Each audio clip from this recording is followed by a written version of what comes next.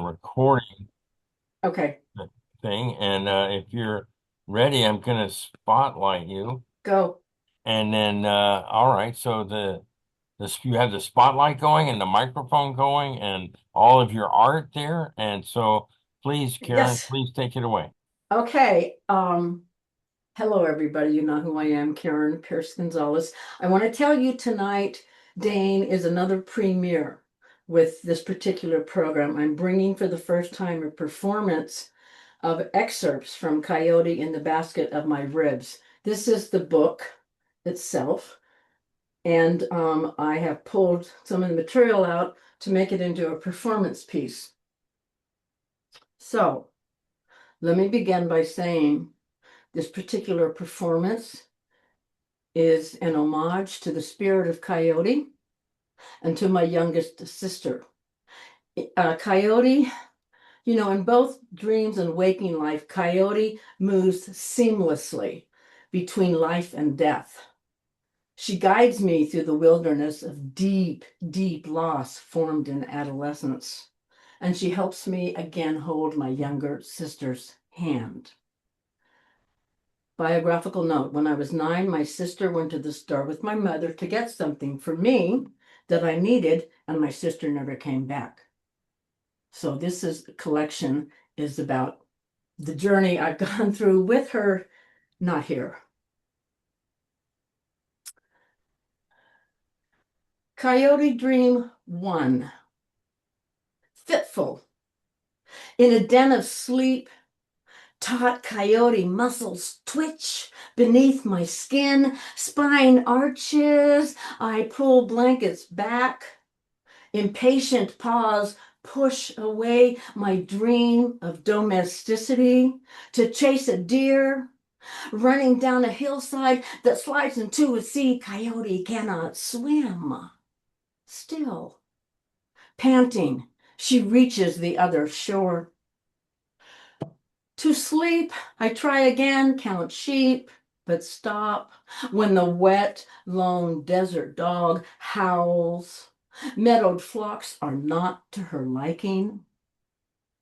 She prefers uneven edges of nightfall. Its darkness dissolves the calm of my certainty about which shadows are tame enough to clothe and feed, to give pen, paper, and paintbrush to.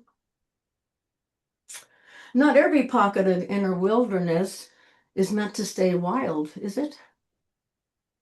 I am jolted by the squeal of dawn's fast moving tires turning the corner. Ears perked, I yell, run! And Coyote does, before daybreak can fold her back into the sheets of the bed I have made.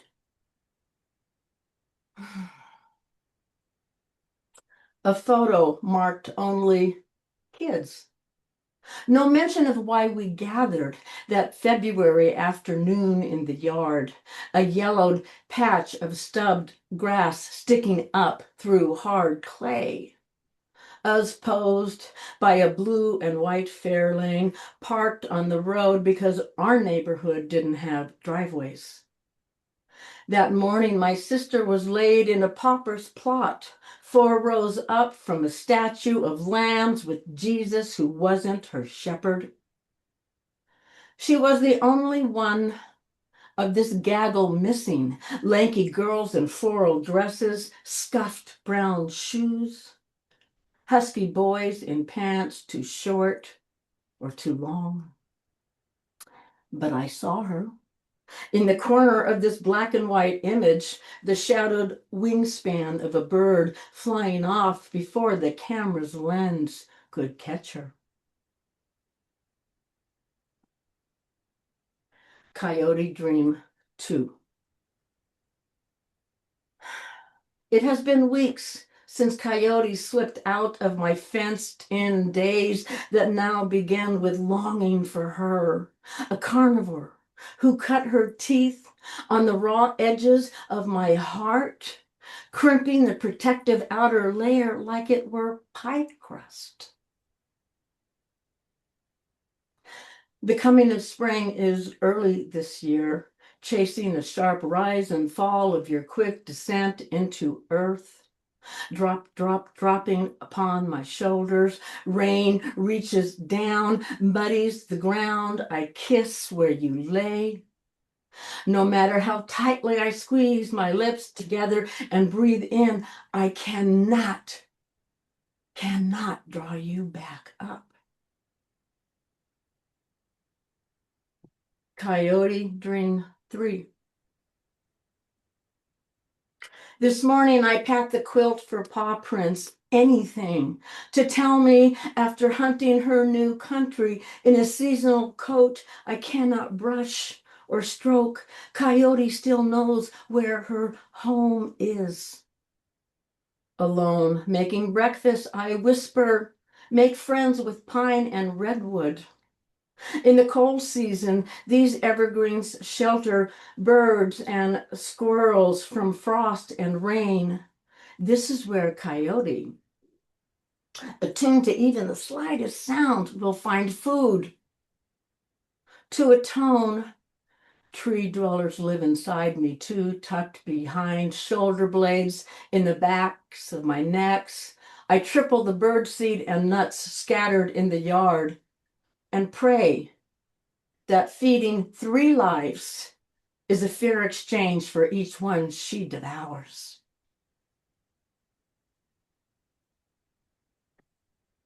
Had I opened my mouth, I would have begged my sister to come back. Not saying anything leaves her perched outside our shared room on a willow branch where starlight slippers her dangling bare feet. Coyote Dream 4. I am restless. Too many months without Coyote cramps me. Curled my hands and feet cling to nothing. Demanding night visits lead nowhere. In the last, she pads down an empty hallway, all doors, including mine, locked. Choose a hole in the furthest to escape. I bite my nails instead of trimming hers. Beads of blood tip my fingers as they did when a yappy pop. She grabbed a shoestring I was lacing. Back then, tug of war was a game. We played until string ends frayed. Scorched. At some point, I'll tell you about it. It. Not to please the crowd. Crowd looky-loos want tears, tears and car crash drama. Drama draws sharp-edged voice, voice trembling. I keep details to myself, myself a wreck. Hers metal to metal, metal crunch equals death instant, instant cuts quick and deep. It, it. It is gaping, will not heal easy. Easy ups the ante, dice won't roll, roll angry without direction. Direction closes my hand into a fist, fist takes it in or gives it out. Out of reasons, I burn.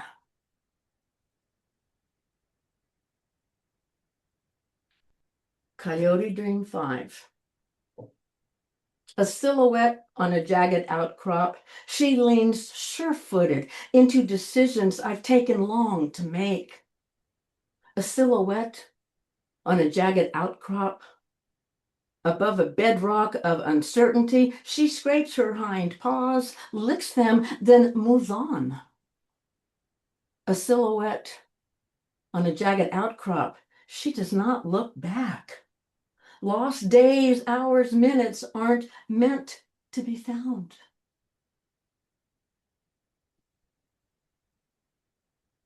Somewhere, somewhere it is morning, and a warm washcloth opens my eyes to a land that does not require passports to reach you. There, Purple garlic flowers lean towards, yes, the sun furthest away from where I am without you. Summer clouds cover fields of hope. Moments with you I may never love more than I do right now. Coyote Dream 7. Searching, not finding any trace of Coyote, I rock myself to sleep. Moments later, her tail brushes my face, her low whine playful to my ears. Her eager eyes, two moons, illuminate the blue haze of midnight. She wants me to catch her in corners where sinews stretched. She shoves against my tightening grip, then scampers back into the darkness through a window I will never close.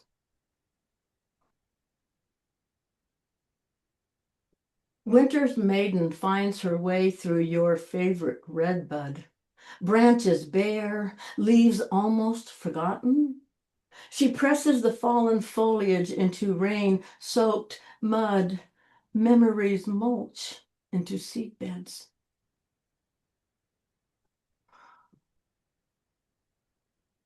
Ferrymen of Hades. Charon steers a wooden planked boat of souls held in honey lined urns across the river Styx for coins. Nothing, the ferryman says. Nothing, not even death, is free. Toward Cerberus, the three-headed dog, he travels upstream, downstream, instream, carrying the departed unharmed to afterlife shores. But when my mother, still alive the day my sister dies, slips past the entry port without fee, boarding the vessel between life and death, Charon looks the other way. He sees she has left me behind, motherless, not ready to feed, clothe, and make shelter. The boat master watches me survive. The 30 plus years she huddles numb by his feet. Then he pries my mother from the barge. Strong, cool hands lay her down on soft underworld sands. She quickly sinks in. Pushing off, Charon's deep voice leaps over the bow, skips across the water to me. Now, he calls out, now you can grieve. Taking the plunge between two banks of blooming blue-eyed grasses and wild raspberry vines, my heart jumps before words can explain the leap. Tipping downward, it dives into the rush of westerly winds and the cold, crisp splash of waking up. Currents carry the beating pulse towards a whirlpool. Sediment swirls, push it to paddle past drowning. Downstream, beavers build a dam of mud and reeds. And the final poem in this set. Coyote Dream 10. Coyote dodges the headlights of sunrise, sprints to a cluster of chaparral sage, and glances back at me before nuzzling her narrow nose into the spicy herb leaves where, in ceremony, I first found her, cradled inside the basket of my ribs. Thank you. Wow, thank you. Thank you for listening. It was a delight to bring